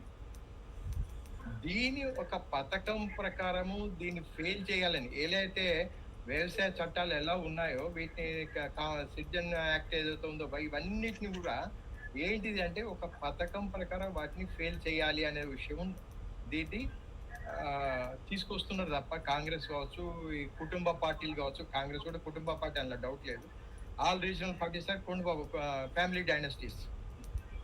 వీళ్ళందరికీ ఏంటిది? మోడీ రావద్దు నెక్స్ట్. ఎందుకంటే అంతో ఎంతో సిన్సియర్గా పనిచేస్తున్న ఒక ప్రైమ్ మినిస్టర్ కనుక నెక్స్ట్ టైం కనుక వస్తే వీళ్ళు ఆటలు సాగాయి, వీళ్ళు ఎక్కువ రోజులుగా ఉండలేరు అక్కడ.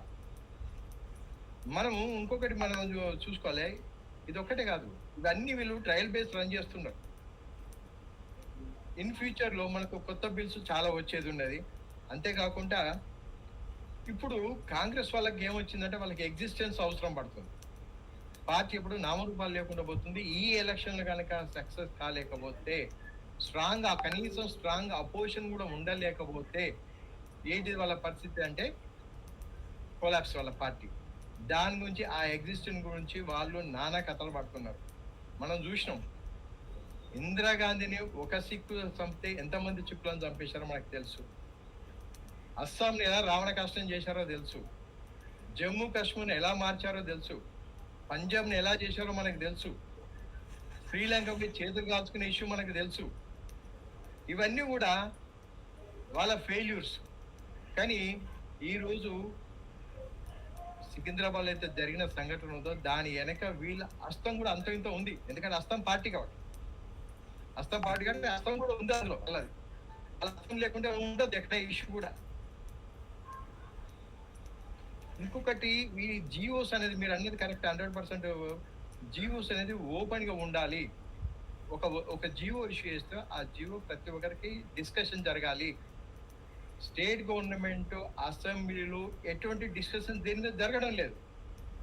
కొంత బెటర్ పార్లమెంట్ లో కొంత డిస్కషన్ ఆగుతుంది, కనీసం ఒక రోజు 2 రోజులు డిస్కస్ అవుతుంది, హాఫ్ డే డిస్కస్ అవుతుంది, కానీ 1 అవర్ అయినా డిస్కస్ అవుతుంది. కానీ ఇప్పుడు లాస్ట్ 3 ఏళ్ళ బట్టి చూడండి, ఒక్క అసెంబ్లీలో ఏ బిల్ కూడా డిస్కస్ జరగలేదు. బిల్ పెట్టడం, ఎస్ఆర్ నో చెప్పడం, క్లోజ్ చేసేయడం, మనది వెళ్ళిపోతున్నాం. కనీసం పంజాబ్ అయ్యి రైతులు డబ్బులు ఇచ్చినప్పుడు కనీసం ఎవరిని అబ్బోసోమని క్యాబినెట్ అప్రూవల్ లేకుండా డబ్బులు పంచారు. దళిత బంధు ఇవ్వదలుచుకున్నావు, అది అసెంబ్లీలో ఎందుకు డిస్కషన్ పెట్టలేదు? 111 జీవో అనుకున్నావు, అది ఎందుకు డిస్కషన్ పెట్టలేదు? చాలా జీవోస్ ఉన్నాయి, ఏది డిస్కస్ చేయడు. ఆయనకి రాత్రి ఎక్కడో గుర్తు వస్తుంది, పొద్దున్న లేస్తాడు, దాన్ని ఇంప్లిమెంటేషన్ అనే స్టేజ్కి వెళ్ళిపోతున్నాడు. ఎప్పుడన్నా ప్రజల దగ్గరకు వచ్చి ప్రజలతో తిరిగితే, ప్రజలతో మమైకమై ఉంటే ప్రజల యొక్క కష్టాలు ఏందో మనకి అర్థమవుతాయి. ఎక్కడో గడిలలో కూర్చొని గడిలో ఇవన్నీ చేసుకుంటూ ఉంటే గడిల టైపుల్లో ఉంటాయి ఇష్యూస్. డిస్కషన్ అనేది చాలా ఇంపార్టెంట్, డిబేట్ అనేది చాలా ఇంపార్టెంట్.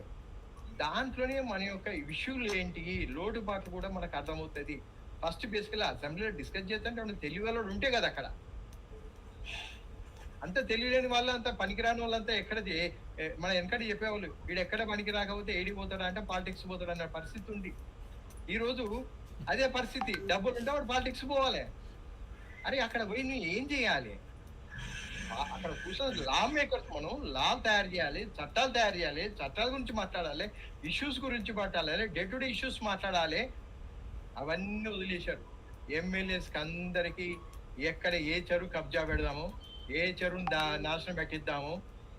వరంగల్లో కూడా నేను చూస్తుంటే చెరువులు మాయమవుతున్నాయి, స్లోగా ఒకటి పోతూనే ఉన్నాయి. దరిద్రం ఏంటిదంటే చెరువు చుట్టూ కట్టడం ఏంటంటే నాకు ఇప్పటికీ అర్థం కాని టెక్నాలజీ అది.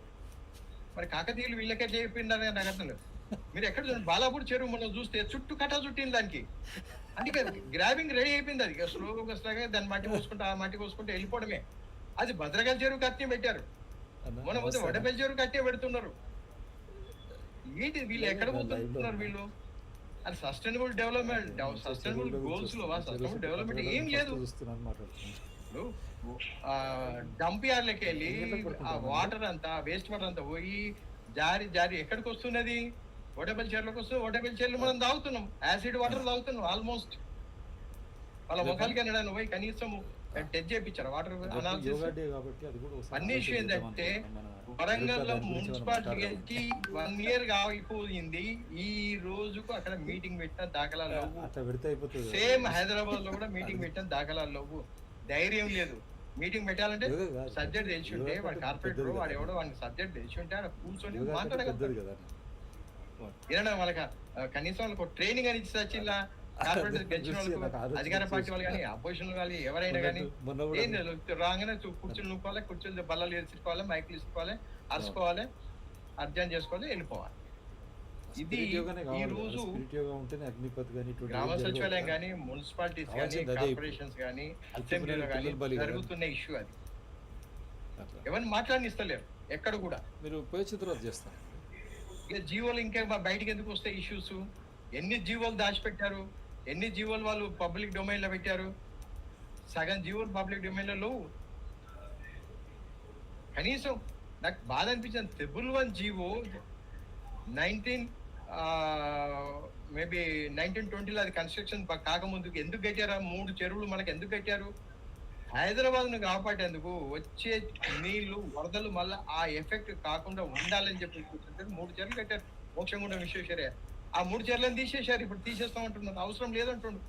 ఒక్క సంవత్సరము గోదావరి నుంచి కానీ, కృష్ణ నుంచి కానీ ఒక్క చుక్క వాటర్ రాకపోతే, డ్రాట్ వస్తే ఏంటిది హైదరాబాద్ పరిస్థితి? ఆలోచన చేసిండా? అరే కనీసం అయినా మందులకు ఒక క్వార్టర్ బాటిల్ నీళ్లు కలుపుకుంటే నీళ్ళు దొరికే పరిస్థితి వస్తుంది. అప్పుడు ఏం చేద్దాం? అది మినిమం కామన్ సెన్స్ లేదు. సీఎం అని చెప్పుకుంటే నాకు సిగ్గు అనిపిస్తుంది. నాకు కూడా ఒక ఎదుటి మనిషి చెప్తుండ్రు, మనం ఇంత డిబేట్లు చేసినాము, కనీసం మరి అసలు కూర్చుండబెట్టి ఏంటిది పరిస్థితి, మరి చెరువులు తీసేస్తే ఏమైద్ది అని అడిగాడా ఇరిగేషన్ వాళ్ళను? రేపొద్దున ఈ ఎలక్షన్ ఇప్పుడు ఈ వర్షాలు పడితే ఏంటి పరిస్థితి? ఈ వర్షాలు ఇవాళ మనకు కొత్తగా పడ్డాయా? 20 ఏళ్ల కింద వర్షాలు పడలే, 30 ఏళ్ల కింద పడలేదా, 50 ఏళ్ల కింద మన భూమి పుట్టిన మంచి వర్షాలు పడుతున్నాయి. 20 ఏళ్ల కింద 1925 వరకు కూడా లేని వరదలు ఇప్పుడు ఎందుకు వస్తున్నాయి? వరదలు ఒక్కసారి మనం ఆలోచించుకోవాలి. వరదలు వస్తున్నాయి లాస్ట్ 15 సంవత్సరాలు లేదు, అంతకుముందుకు లోబా వర్షాలు? వరంగల్ వర్షాల్లోబా, హైదరాబాద్లో వర్షాల్లోబా, ఇప్పుడు ఎందుకు వరదలు వస్తున్నాయి? మినిమం కామన్ సెన్స్ వాడుకోవాలి. ఇరిగేషన్ కానీ, మున్సిపాలిటీస్ కానీ, గవర్నమెంట్ కానీ. ఇక మనకున్న ఒకే ఒక ఏమంటారు అని మున్సిపల్ మినిస్ట్రీగా ఆయన ఏం మాట్లాడుతూ ఆయనకే తెలియదు. ఈ ఫీలింగ్ ఈజ్ ఇంటెలిజెంట్ ఫెలో. ఎంత ఇంటెలిజెంట్ అనేది ఎవరికి తెలియదు. సాయంత్రం 5 అయితే దొరకడు, ఎక్కడ పోతాడో ఎవరికి తెలియని ఇష్యూ అది. ఇక అందరికి మనకు తెలిసిన ఇష్యూ. ఆ ఇష్యూ మాట్లాడితే ఇక బాగుండదు. ఇక అది మళ్ళీ మన మీద పేమెంట్ ఇస్తారు. సరే, ఎవరైనా మాట్లాడండి sir. Thank you Damodar Reddy garu. Hello Shivaprasad Reddy garu, can you hear me? Yes sir, enjoy చేస్తున్నా సార్ నేను. మాట్లాడండి. నాది ఎందుకో వీడియో సింక్రనైజ్ అయితలేదు. అవుతుంది సార్, మీరు మంచిగా వస్తుంది వాయిస్, ఎక్కడ ప్రాబ్లం లేదు. అదే వాయిస్ వస్తున్నది, వీడియో నాదేందో ఫ్రీజ్ అయిపోయింది. లేదు సార్, వస్తుంది. మీకు అట్లా అవుపిస్తుంది అక్కడ, కానీ ఇక్కడ మీరు బాగా, అందు గురించే you be at your best. ఈయనది ఆడియో దెబ్బతిన్నది. ఇంకా అన్నని పిలిపియండి. అది అన్న ఉన్నారు ఇప్పుడు, అన్న పురుషోత్తం అన్న.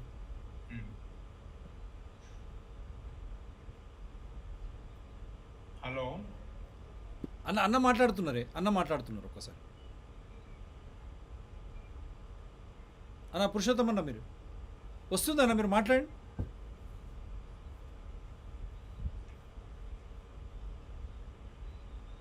మళ్ళీ ఆన్ చేయండి. ఇప్పుడు మాట్లాడండి అన్న.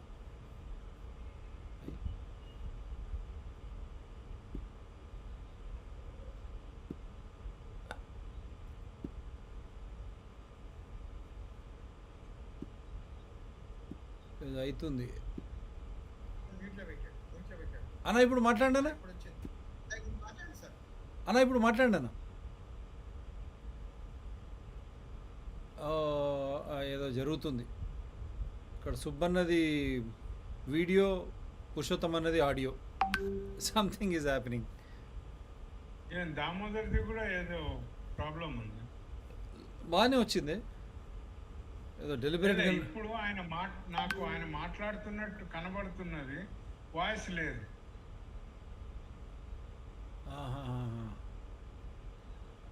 అన్న పురుషోత్తం అన్న, మళ్ళీ ఒకసారి అది వీడియో, మన ఆడియోను బంద్ చేసి ఆన్ చేయండి అన్న. So deliberate attempts. మీరు అది పెట్టుకొని మాట్లాడండి, మీ వాయిస్ కరెక్ట్ ఉంటుంది. హెడ్ ఫోన్ పెట్టుకోండి మీరు. వస్తలేదా వాయిస్? వస్తలేదా?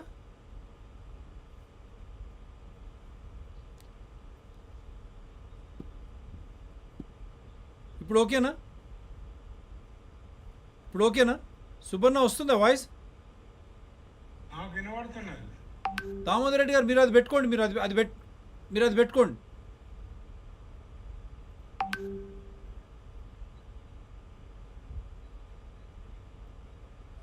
ఇప్పుడు వినిపిస్తుందా? వినిపిస్తుంది. అదే మీరు అది క్లియర్ ఆ మోడ్లోకి పోయినరు మీరు. పురుషోత్తం అనేది కూడా ఏదో అక్కడ ఇదైనట్టుంది అక్కడ అన్నది. అది సిస్టమ్ లేదు, సిస్టమ్ లేదు.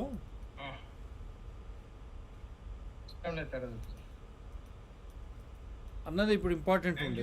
ఫోన్ తోటి మాట్లాడమని చెప్పండి సార్. అన్న ఫోన్తో మాట్లాడండి అన్న. Damodar Reddy garu can you hear మీ? వినబడుతుంది సార్, చాలా క్లియర్గా ఉంది మీ వాయిస్. థ్యాంక్స్, చాలా బాగా మీరు మాట్లాడారు. ఇంకా రాష్ట్ర పాలసీస్ మీద మాట్లాడాలి. I request professor Purushottam Reddy గారు టు సమ్ అప్ టుడేస్. నేను పురుషోత్తం అనేది నేను లైన్లో తీసుకుంటాను. నేను ఐ కనెక్ట్. ఫోన్ తోటి చెప్పండి సార్. అన్నను ఫోన్లోకి తీసుకుంటాను.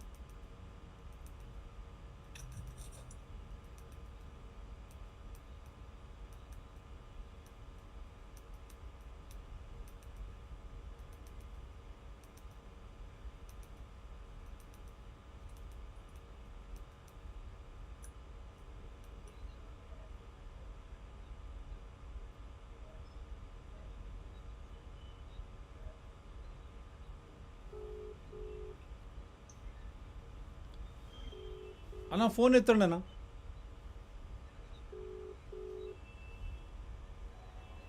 అన్న ఫోన్ ఎత్తండి అన్న. Hello. నాన్న ఫోన్లో మాట్లాడండి అన్న. Yeah, today's topic, thanks to my friend Subbarao Garu. He did a lot of work. He studied and in public interest he has highlighted. అన్న అక్కడ వాల్యూమ్ బంద్ చేయండి అన్న, సిస్టమ్ది వాల్యూమ్ బంద్ చేయండి.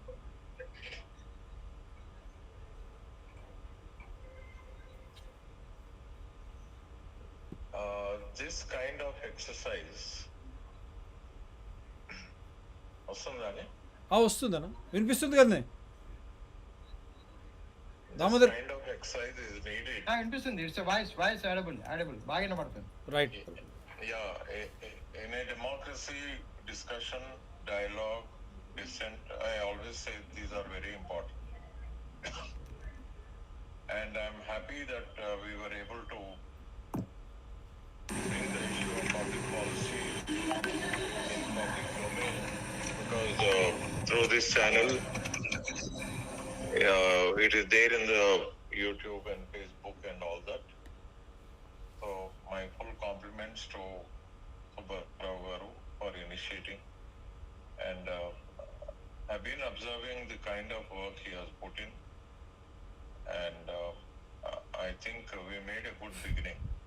Now this work we need to extend to other policies. For example, agriculture policy, irrigation policy, education policy, like this. And continuously, weekly one public policy or something like that we can take. And we have a lot of experts in Hyderabad. We can be inviting them, even as Shiv Prasad Reddy has been working on the public health issue during the pandemics right now about vaccinations and the kind of debate that he has generated. All that comes under public policy. So what is public policy? As already explained, whatever the government decides to do or prefers not to do, action and inaction both can be described as being part of the public policy. So we made a good beginning thanks to my friend Subbarao Garu, and Damodar Reddy also has done a great job analyzing. He has gone very deep into the subject, and as usual, my friend Shiv Prasad Reddy. Now what we need to do is, having started the discourse on public policy, we need to go further and continue the tempo, because if we can discuss one policy a week, in about a year's time, probably we'll be covering a great part of the government policies, like as my friend mentioned about budgets. We can have economists to explain. And whatever we are discussing, it is in public interest because it goes into public education. The mainstream channels today prefer to be silent for reasons best known to them. But we have to continue the discussion, and I hope as a team we'll proceed into the future. Thank you. Wonderful Anna. Subanna, I think now you need to your punch dialogues we need to close. I have unmuted you. I think you will be at your ebullient best. Ippudu Purushottam Anna was it is candid best, to be honest with you. I should say for us it is the best public policy educative best, Purushottam Anna.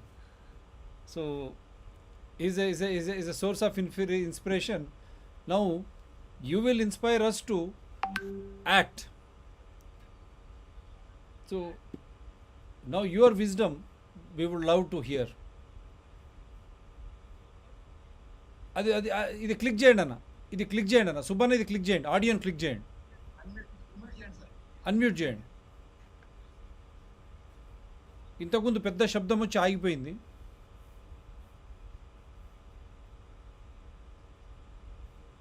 Just దాన్ని click చేయండి, అయిపోతుంది.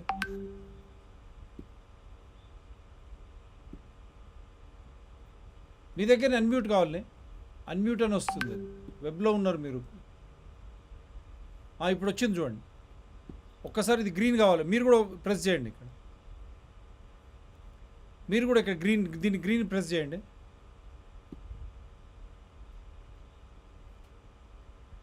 It is asking me to send unmute request. I have sent you unmute request పంపించాను. దాని మీద just click చేయండి.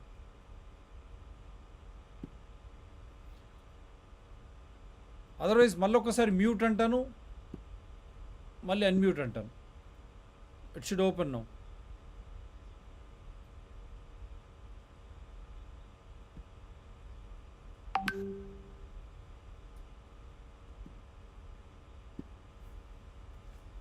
Some problem.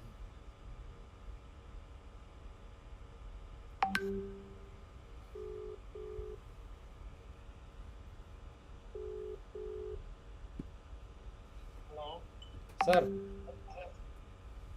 Hello sir చెప్పండి. అదే మీరు ఇంకా సమప్ చేసేయండి.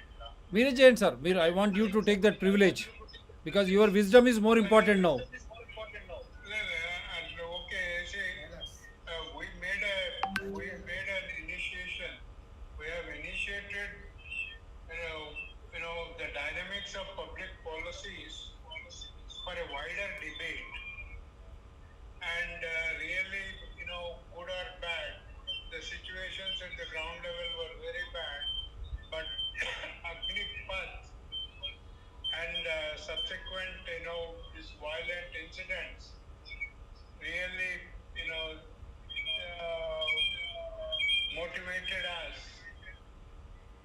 to, tell the people that violence is not the solution.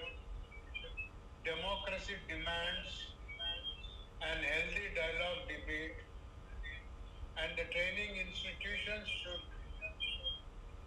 focus on even the nurturing the mindset of the trainees, and the other political parties, they should start promoting the debate on public policies. And today the country has very rich, experienced human resources, and these human resources should come together and come out with amicable solutions in promoting sustainable public policies and implementation strategies for the interest of the public and the nation. Thank you so much. Good night. Namaste, Professor Purushottam Reddy Garu, Damodar Reddy Garu, and my friend Dr. Shiv Prasad. And to all the viewers, namaste, good night. Yeah, thank you. Yeah, thank you. Good night, శుభరాత్రి.